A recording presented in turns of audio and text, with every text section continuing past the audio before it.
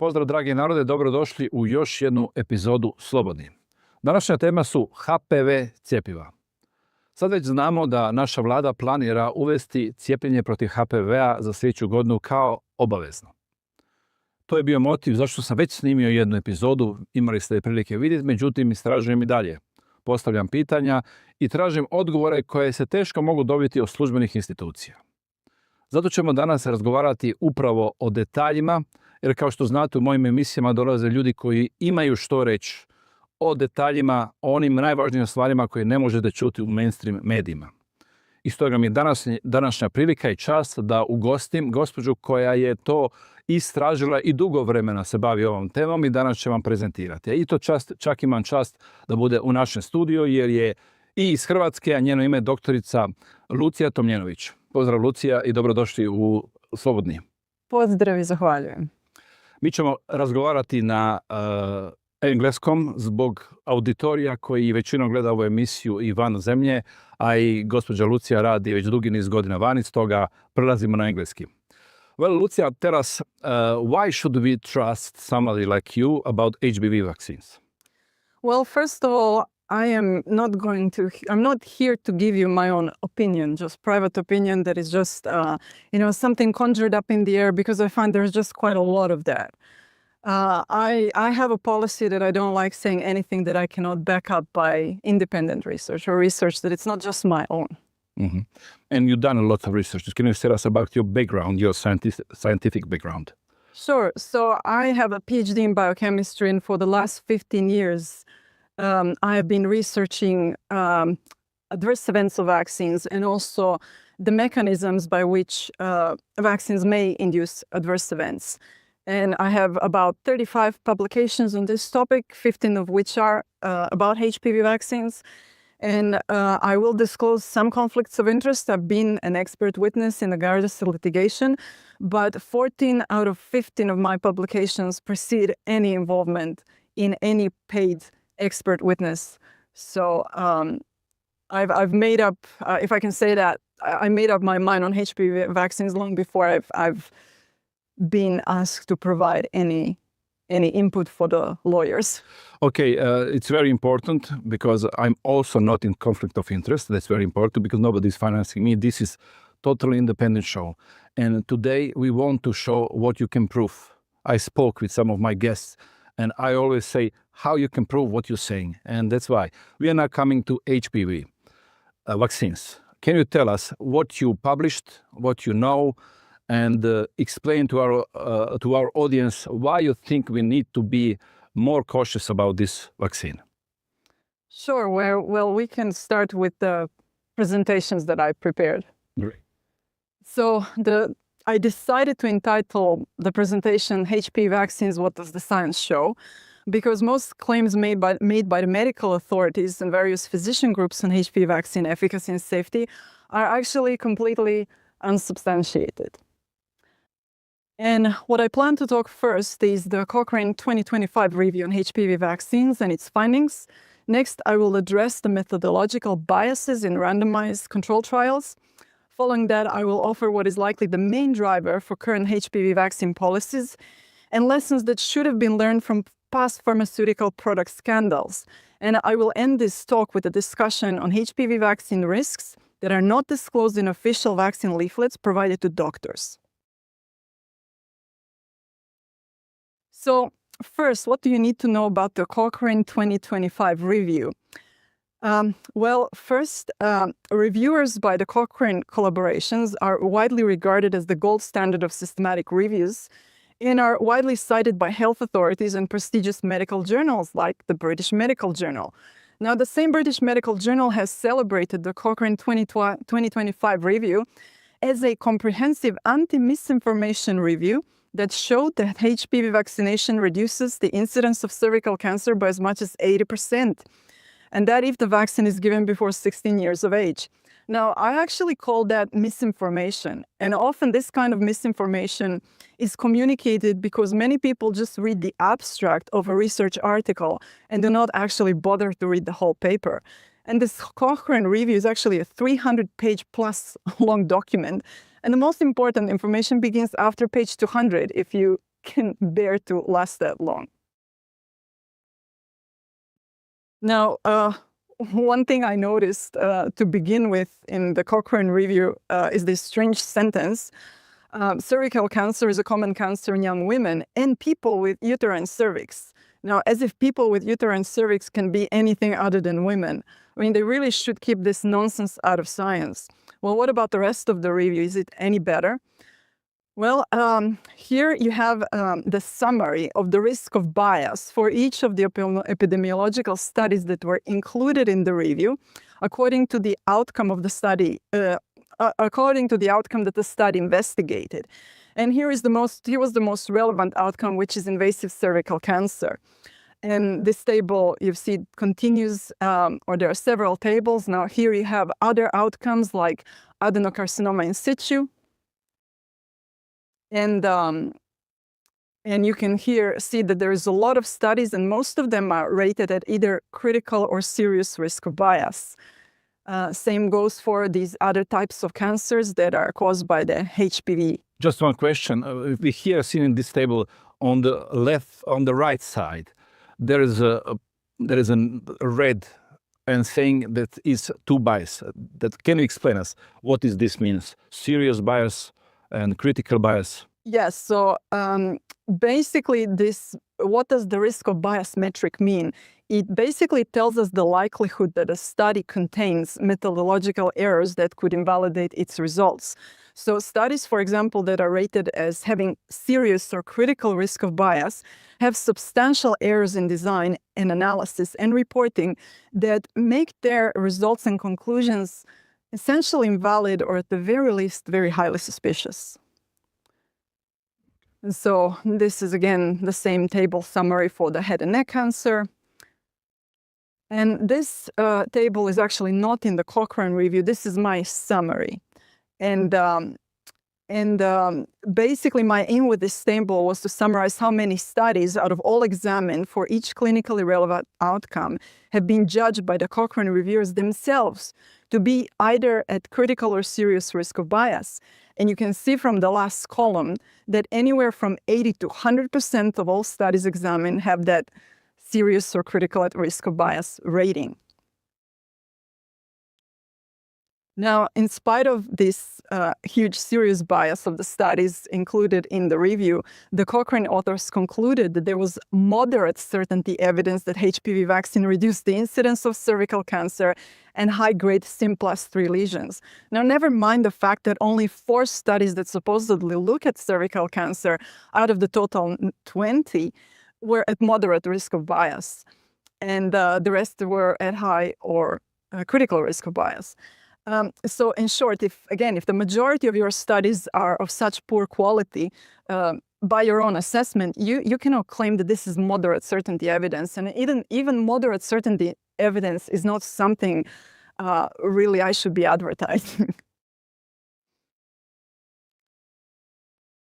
So the take-home message is that no matter how highly regarded by the medical establishment, this systematic review studies are, like the Cochrane 2025 review, well, they can only be as good as the quality of the studies included in the review. And in the case of the Cochrane review, we can safely say that garbage in equals garbage out. So I wouldn't base any policies for HPV vaccination on the basis of the Cochrane review. Yeah, there is one interesting thing. When they say what is statistics, and they say there is 3 lies. One is lie, second one is big lie, and third one is statistics. We can see this, maybe that they're using this kind of statistics for presenting marketing and not really presenting scientific proofs. No, to me it's even worse, because again, you have the review itself that the conclusions of the review are not supported by the very evidence that is presented in the review. So that is just misinformation. And they admit it. They admit it. Yeah, they do admit it. Okay. So, but it gets even worse than that. So I said there were 4 studies that were cited as moderate risk of bias and cited as evidence for invasive cervical cancer risk reduction.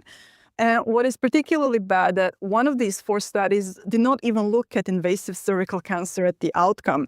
It only looked at persistent HPV infection.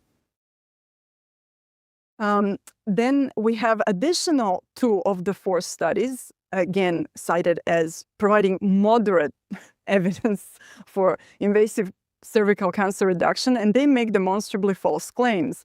This first study claims that it found that HPV vaccination almost eliminated cervical cancer in young adolescents.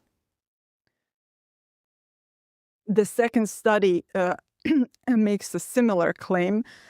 It's just they state that according to their findings, there was a very significant, over 70% reduction of cervical cancer in 23 to 30-year-old women. But again, I am quite skeptic. So I always I don't normally take people at their word. I'd like to see more. I'd like to dig deeper to see what they're basing their claims on. So if we can go back to the presentation and next slide.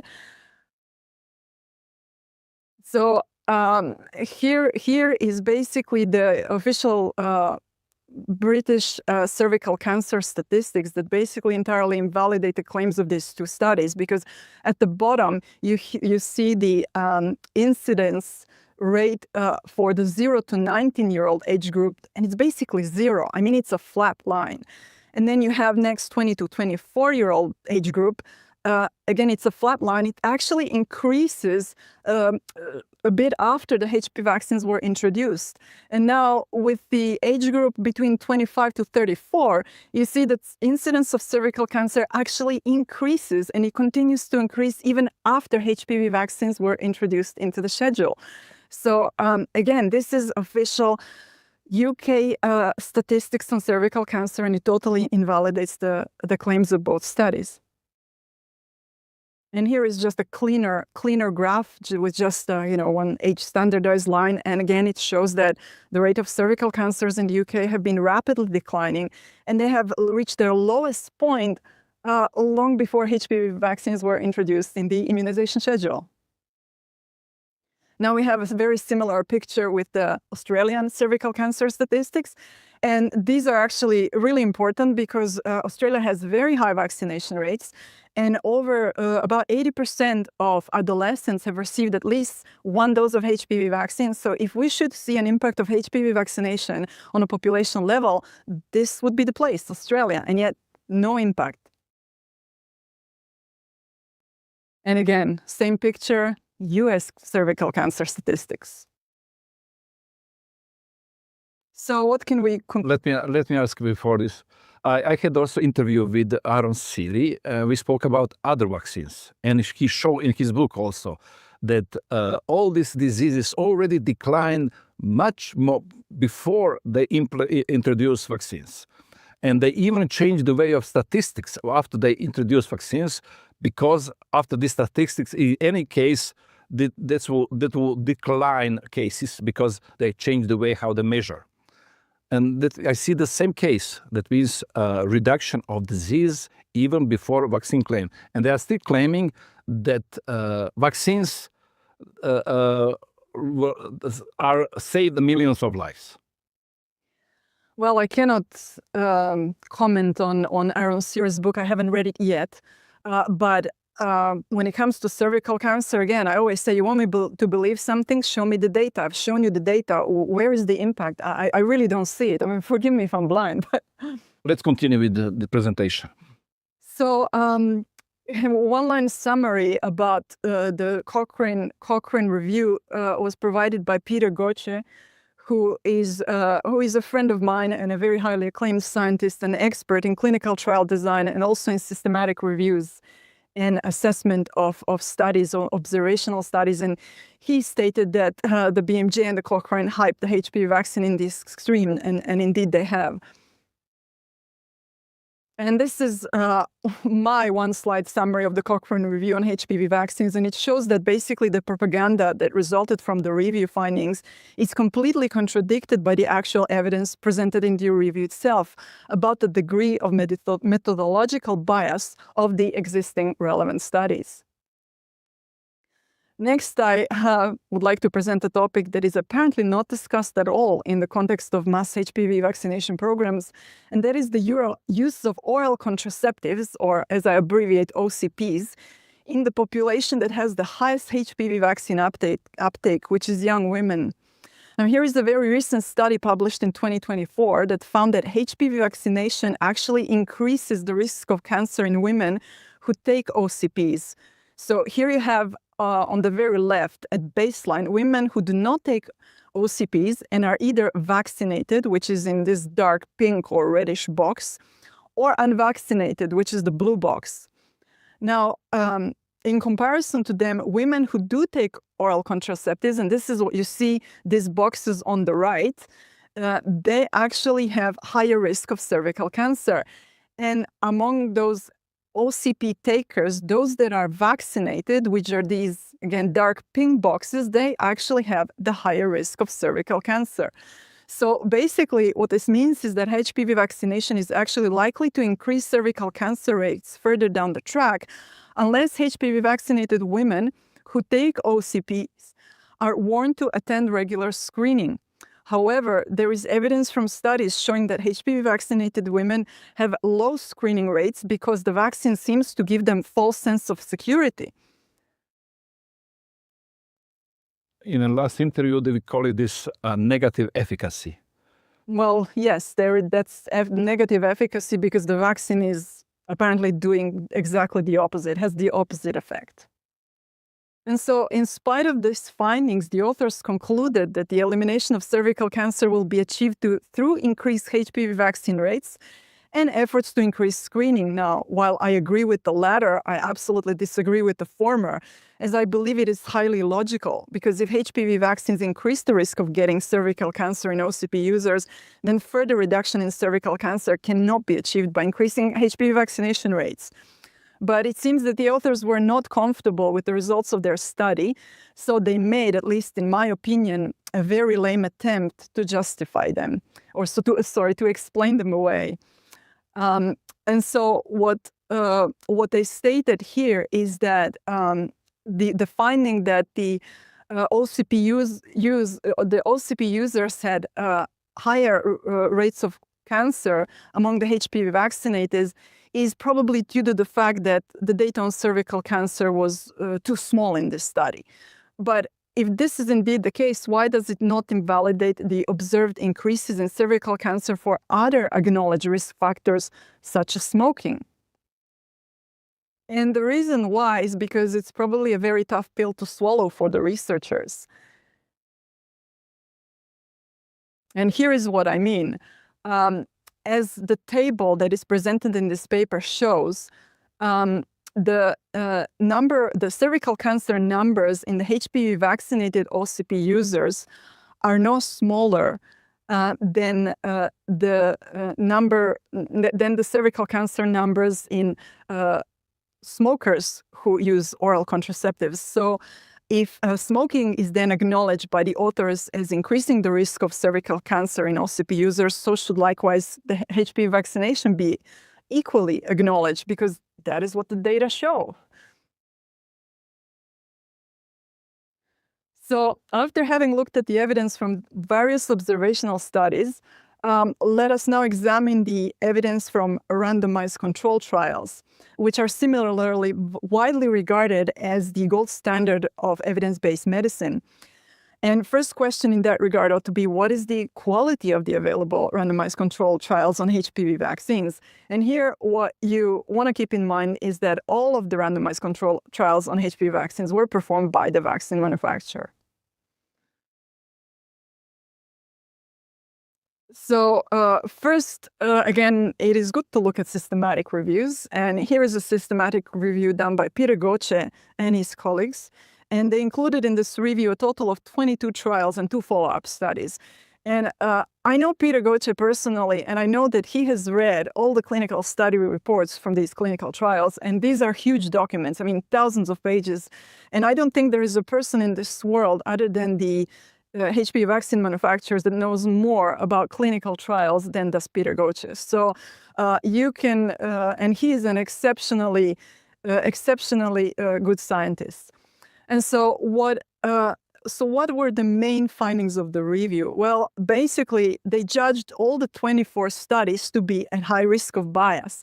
And what in particular was the source of that bias? Well, first, no study used the actual placebo, contrary to what our doctor here said, Neda Ferencic-Vrban. Yeah. I had the interview with Dr. Neda Ferencic-Vrban. She's the leader of Croatian Alliance for Fighting Against Cancers, League of Cancers. And I asked her personally about these clinical trials and placebo, double-blind placebo groups. And she said that each trial using double-blind placebo group, even in my interview with Aaron Siri, he showed me on the screen, he showed me FDA documents. And in the FDA documents, there is showing that they are not using double-blind placebo group, they are using aluminum adjuvant in a group, they call it placebo.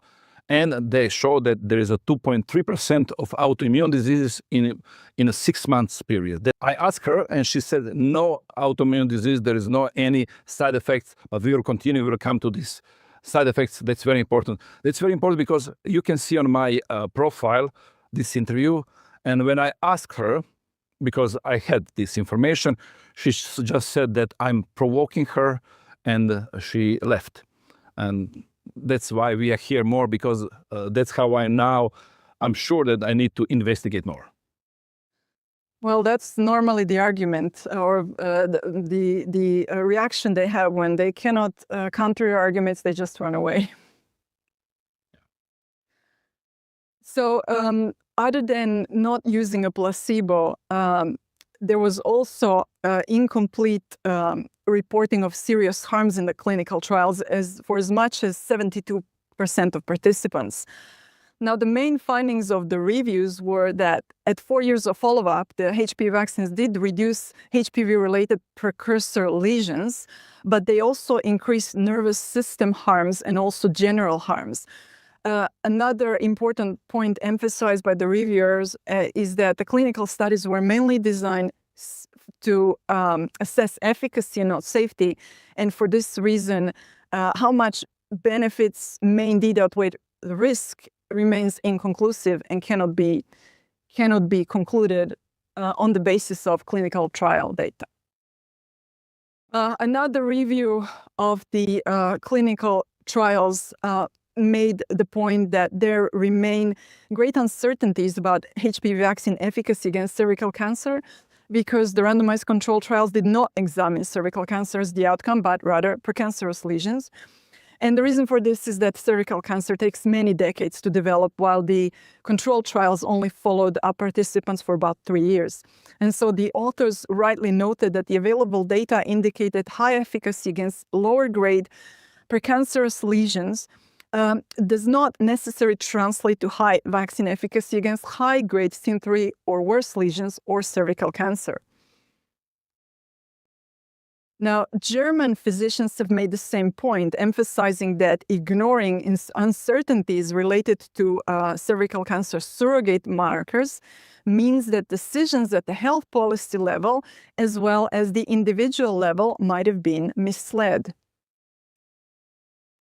And not only that, they conclude somewhat humorously that the unwarranted confidence in the HPV vaccines has led to the impression that there was no need to actually evaluate their effectiveness. Indeed, the medical establishment apparently just assumed that a miracle would occur from prevention of uncertain surrogates to certain prevention of cervical cancers. The following are a few excerpts from my 2023 letter. Maybe before we continue, just to repeat again, this is the reason why, and I spoke in the last interview with Mary Holland, she said it was never proven that HPV vaccine is stopping cancers. Yes, that is correct. Okay. That's very important thing, because we started with this interview with Mary Holland and she said from the start exactly this sentence. You can find it in her book, but this is an additional explanation. Why is that statement right? And so, again, these are some excerpts from my 2023 letter that I wrote in opposition to Bill AB 659, so-called Cancer Prevention Act, requiring mandatory HPV vaccination in California for 8th graders. And first thing is that there are about 200 different HPV types that have been identified thus far, which about 14% are oncogenic and associated with a development of various types of cancer. And the 9-valent HPV vaccine Gardasil protects only against 7 of these strains. But the most important here to keep in mind is that the ultimate goal of cancer prevention is to reduce the global burden of cancer. And in order to achieve this, any good HPV vaccine must have demonstrated efficacy against high-grade SIM3 lesions or worse associated with any high-risk HPV types, not merely some. So in that regard, what do the actual vaccine efficacy figures from Gardasil 9 clinical trials show? Well, they show that efficacy against SIM2 lesions or worse, not even SIM3. And SIM2 actually has very high regression rates. But let's just pretend for the sake of the argument that SIM2 is a valid marker for cervical cancer. So what the data show is that there was only just over 60% of efficacy at the end of 3.5 years of follow-up. Now, again, almost half of these lesions will regress spontaneously. So it should be evident from here that a 60% reduction in SIM2 or worse could never translate to even a 40% of reduction in overall cervical cancer mortality.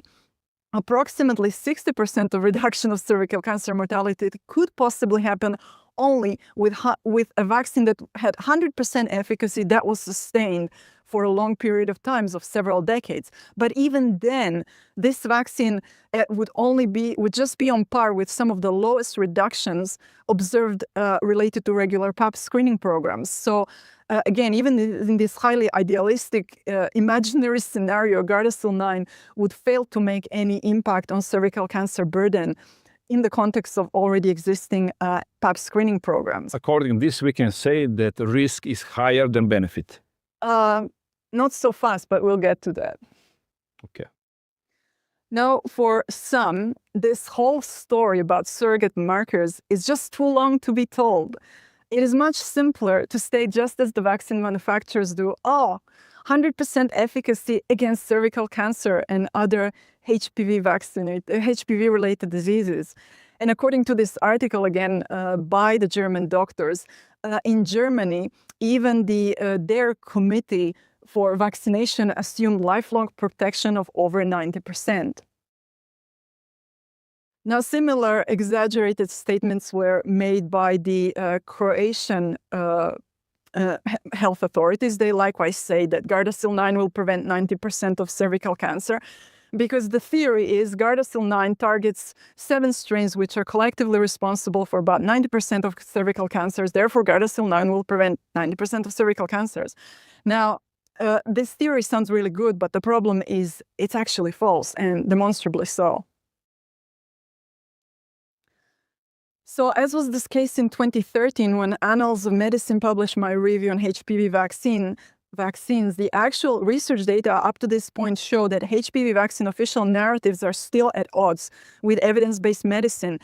And what is also apparent is that health authorities worldwide have failed, and they continue to fail, to provide an evidence-based medicine rationale for population-based HPV vaccination programs, let alone mandatory HPV vaccination laws. So to this date, the main HPV vaccine that is currently on the market, which is Merck's Gardasil, fails and continues to fail every single of the 4 criteria required by the FDA for a fast-track approval, because Gardasil did receive a fast-track approval. And the reason why it fails, because it's neither more safe nor more effective than the methods of cervical cancer prevention that have already been existing for many decades. So at this stage, one cannot help but ask a question: if evidence-based medicine is not driving HPV vaccine policy, what is? And this article, published in 2012 in the American Journal of Public Health, reveals how Merck promoted school entry mandate legislation by serving as information resource, lobbying legislators, even drafting legislation and mobilizing female legislator and physician organizations who advocated for the introduction of mandatory HPV vaccination laws. And commenting on Merck's lobbying efforts to make HPV vaccination mandatory, this article published in American Journal of Bioethics notes that Justice Pizza bearing cheerleader drug reps are poor substitute for medical education, so is pharmaceutical company lobbying a poor substitute for well-reasoned health policy making. One of the most highly regarded scientific journals, Nature, was also critical of Merck's lobbying activities and noted that ultimately Merck cracked under the pressure of public disapproval and announced the cessation of all efforts to lobby the US state laws requiring mandatory HPV vaccination. Now, history, however, shows that Merck did not stick with this decision. And here you have Merck's official webpage on corporate political advocacy contributions, from which you can find out that they are permitted by law in the US, Canada, and Australia to financially support their favored political candidates in electoral campaigns. At least to their credit, Merck is more transparent than the Croatian League Against Cancer, the main organization promoting mandatory HPV vaccine laws in Croatia, as they, in fact, did not disclose Merck's funding over the last several years. But I disclosed this on my profile, and there you can find it. There is a link and showing how much they receive in the last, from 2017 till 2024, okay?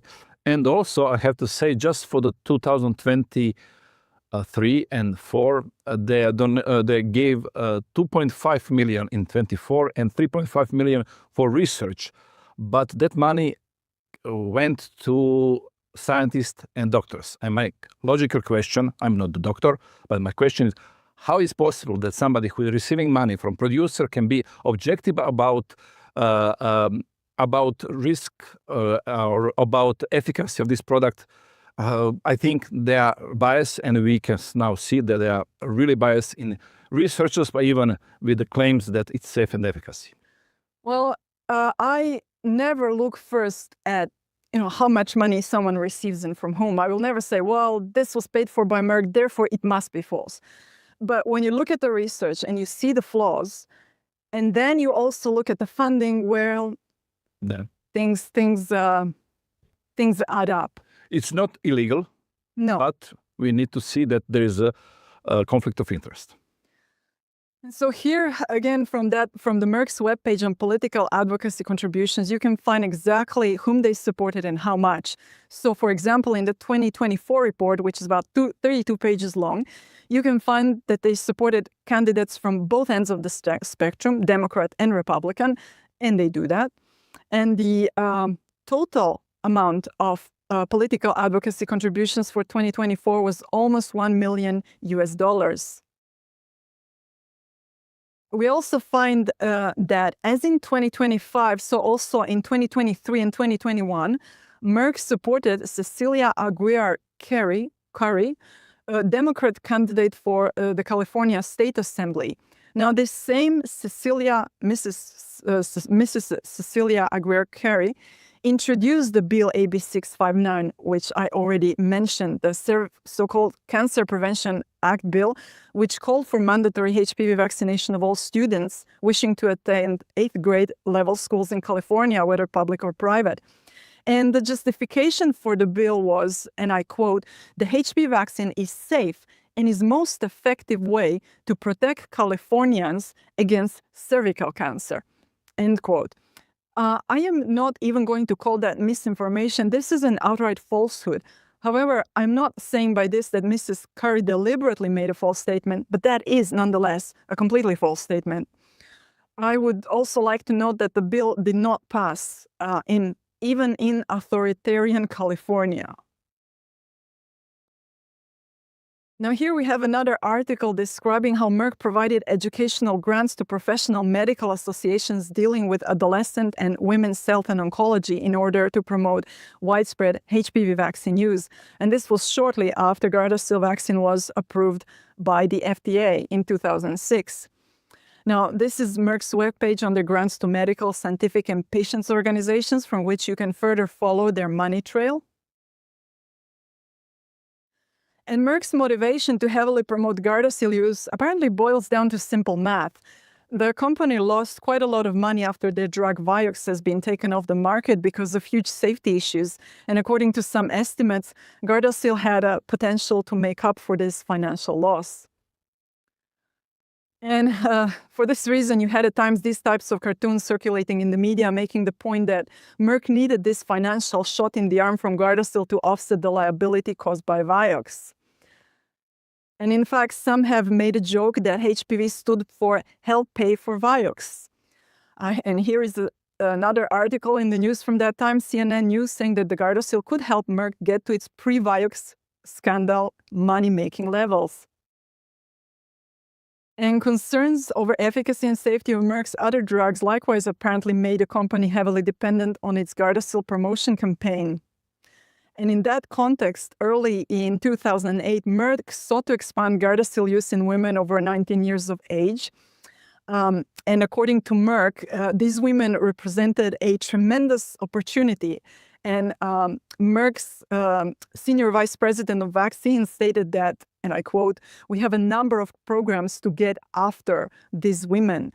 Now, what would that expression "get after" mean? Well, an excerpt from Merck's global commercialization team meeting minutes may give us an idea. And this is one of the documents cited in my expert witness report in the Gardasil litigation against Merck in the US. And here, Merck's global commercialization team provided a South American sales update for Gardasil, stating, among other things, that, and again I quote, "Puerto Rico has recommended vaccination of 12 to 18-year-olds. Each cohort is valued at 4 million, end quote. So apparently, Merck views your children in terms of money value they can bring to Merck. So if you cannot trust Merck and the politicians, surely you can trust the regulatory agencies, right?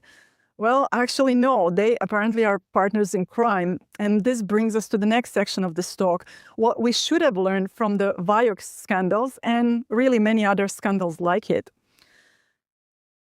And one of the lessons that should have been learned, but apparently wasn't, is that the US FDA is incapable of protecting US and the rest of the world that follows their advice against another Vioxx scandal.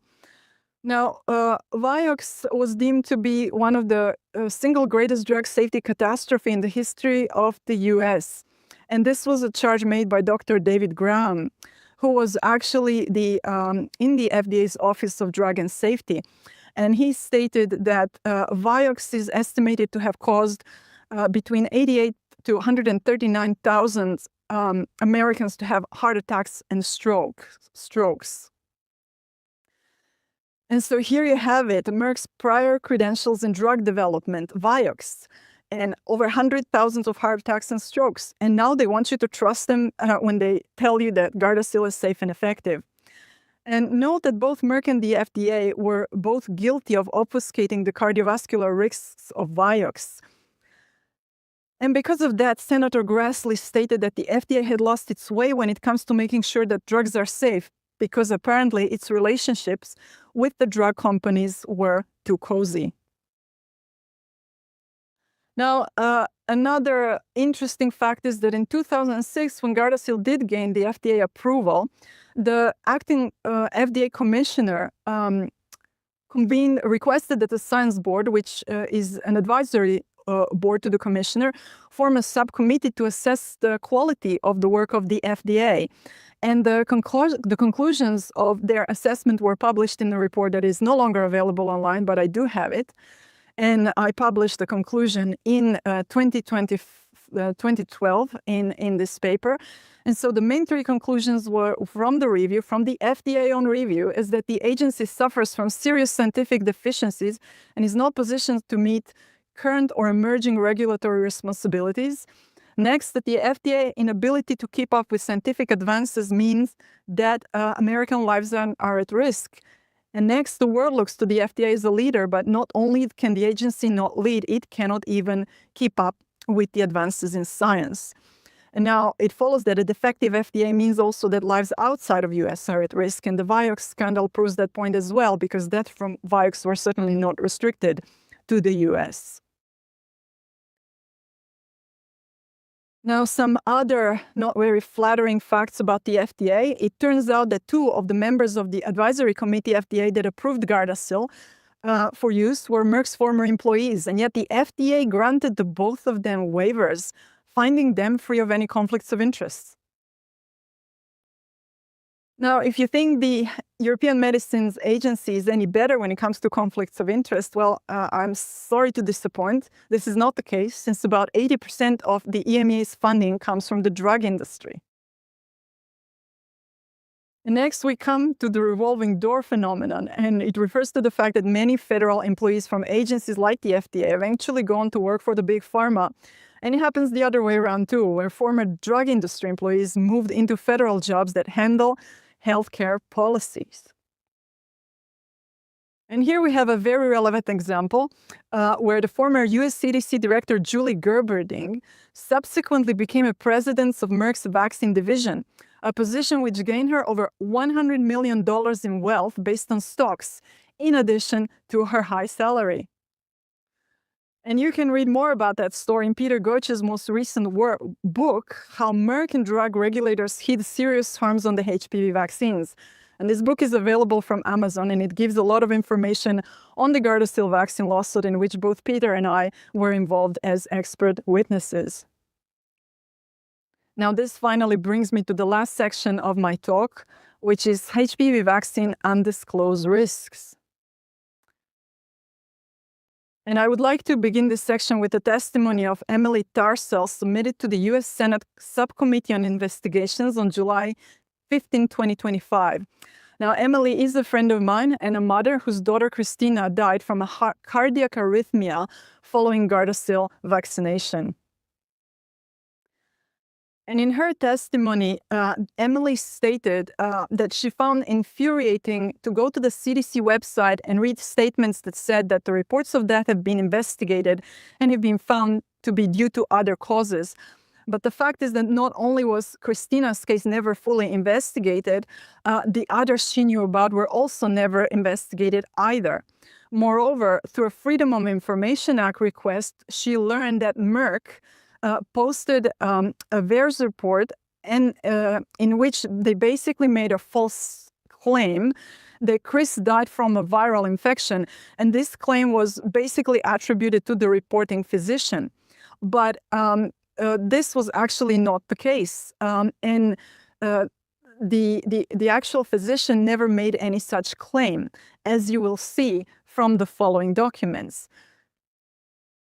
These are the documents that have been given to me by Emily Tarsell, and this is a copy of the VAERS report that Merck posted on VAERS, containing the false information stating that Christina's death was was due to likely inflammation in the spleen caused by a viral infection. And here you can see excerpts from Mount Sinai's official letter to Emily Tarsell saying that they had no idea where that information came from. As Dr. Jacobstein, who was the examiner and the reporter of the adverse event, never stated that Christina's death was due to inflammation of the spleen caused by a virus. And also the pathologist Carrie Reiber, who did the autopsy and wrote Christina's autopsy report, likewise stated that there was no evidence of a viral infection on autopsy. Now, Emily Tarsell did file a claim in the Vaccine Injury Compensation Program, and after a long battle, the judge did rule in her favor and awarded compensation for her daughter's death following Gardasil vaccination. And subsequently, the expert witnesses involved in Emily's claim to the Vaccine Compensation Program published a case report on Christina's death, which discussed the likely biological mechanism by which Gardasil HPV vaccine may have caused fatal cardiac arrhythmias in some individuals, because Christina is not the only case. Now, here is another case report, and that of a fatal acute hemorrhagic leukoencephalitis of a 14-year-old boy who received a 9-valent HPV vaccine, Gardasil. Now, these authors also discussed the biologically plausible mechanisms by which the Gardasil vaccine could cause fatal neurological autoimmune outcomes like acute disseminated encephalomyelitis and its severe form, acute hemorrhagic leukoencephalitis. both of these conditions are granted very rare. But the question I like to ask you is, do you want this to be your son and daughter? And also note that the acute hemorrhagic leukoencephalitis is fatal in almost 70% of pediatric cases. Now, it is further important to note that by now we have a good number of case reports in addition to a biologically plausible mechanism to explain how conditions like acute hemorrhagic leukoencephalitis might occur in HPV vaccinated individuals, which, according to these authors, again, these are physicians, these are not my words, these are the physicians who examined this boy.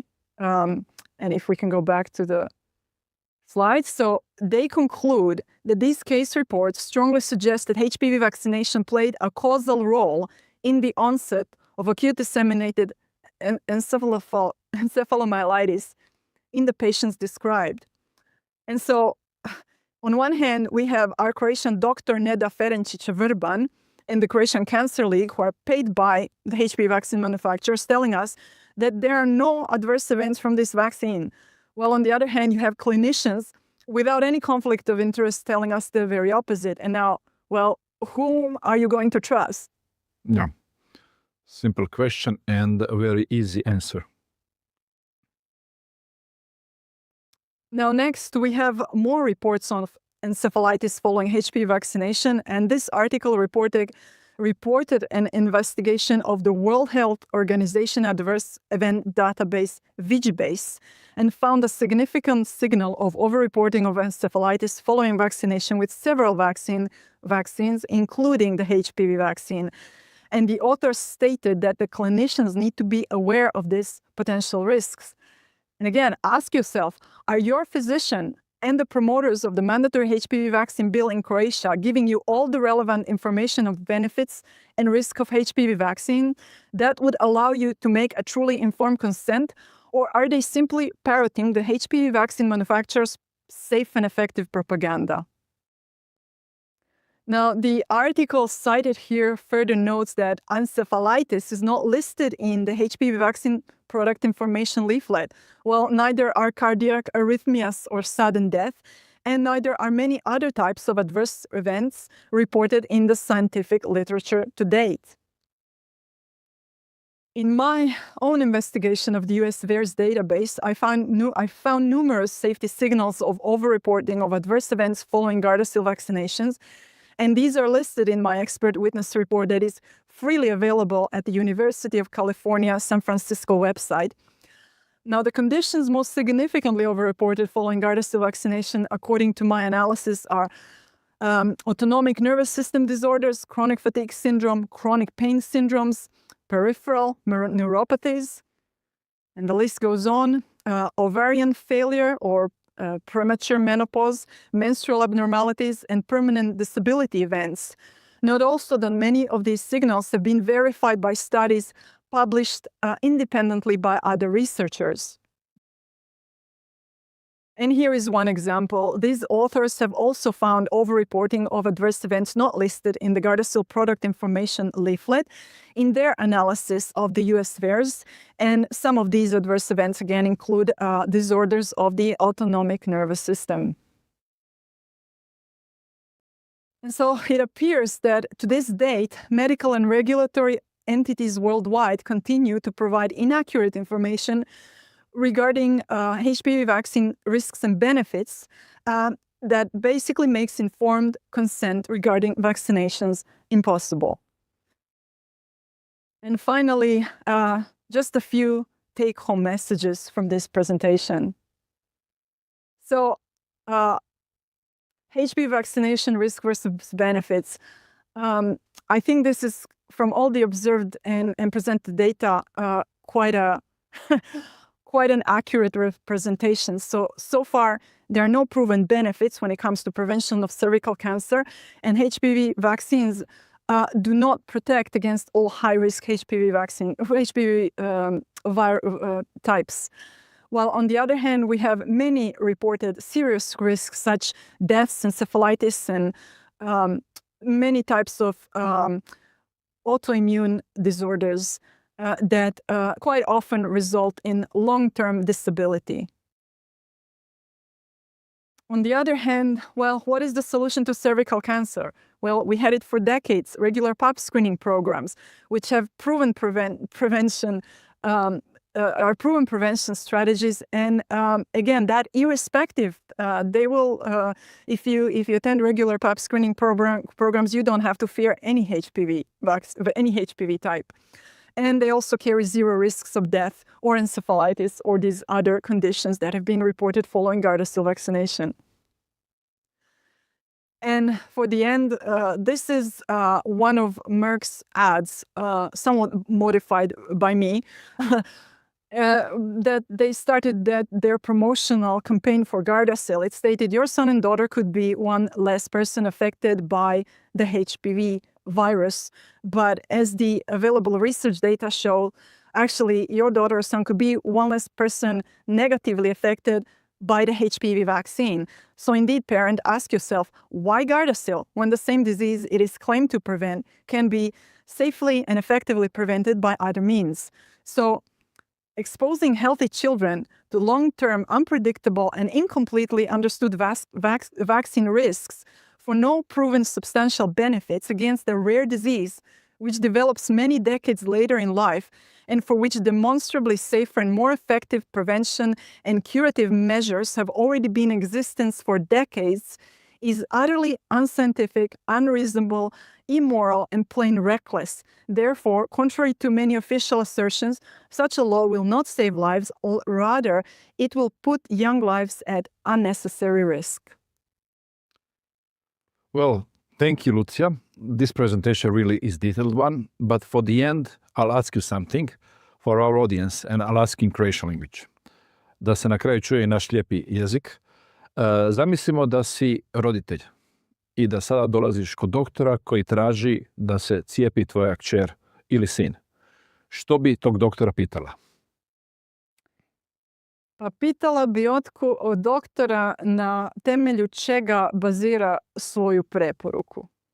Da mi pokaže dokaz da to cjepivo stvarno može spriječiti rak i da nema ozbiljnih nuspojava. I tražila bi dokaze koji ne dolaze od proizvođača cjepiva. A što bi rekla kada bi se pojavio recimo netko iz Hrvatskog zavoda za javno zdravstvo i koji bi ti rekao da to sve postoji na stranicama Halmeda i Hrvatskog zavoda za javno zdravstvo i da se mogu te informacije provjeriti? Što bi njemu odgovorila? Pa ja do sada te informacije nisam našla na tim stranicama, nego kopajući znanstvenu literaturu koju naši medicinski autoriteti uopće ne spominju. Da.